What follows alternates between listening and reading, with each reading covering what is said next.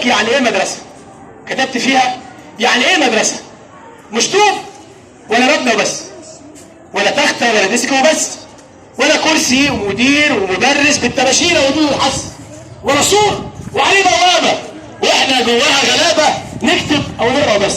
المدرسه دي عالم تاني مليانه حكمه ومعاني، مش حفظ وتعليم وخلاص، تجميل على كف الايد شايلينه على العين والراس.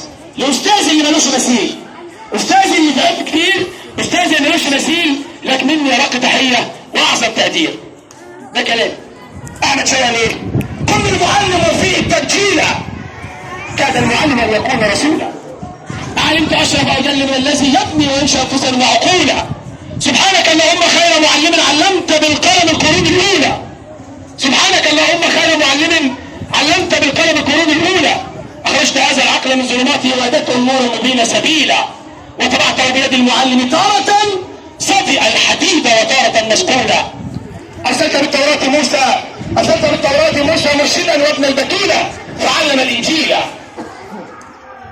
وفجرت ينبوع البيان محمدا فسقى الحديث وانزل التنزيل. الان مع سكتش غنائي مع زهراء مدرسة الشهيد ابراهيم حافظ قريش،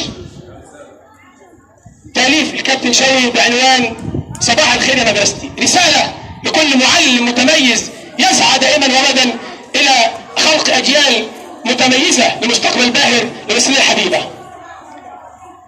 معا تحت قيادة واعية، قيادة اخي وصديقي واستاذنا الفاضل الاستاذ محمود يوسف نعيم. اسمع سقفة جامدة.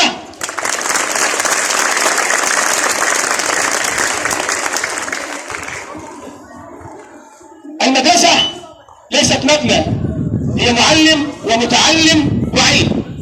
بالنسبة ليك انت كطالب يبقى المدرسة ايه؟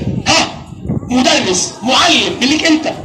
يجب عليك احترام المعلم وتوقيره.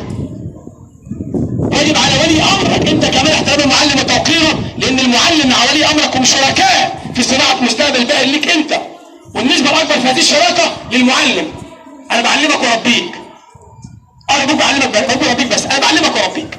يجب عليك وعلى ولي امرك احترام المعلم وتقديره واحترام المدرسه اللي فيها الرمز الاول والاخير وهو المعلم.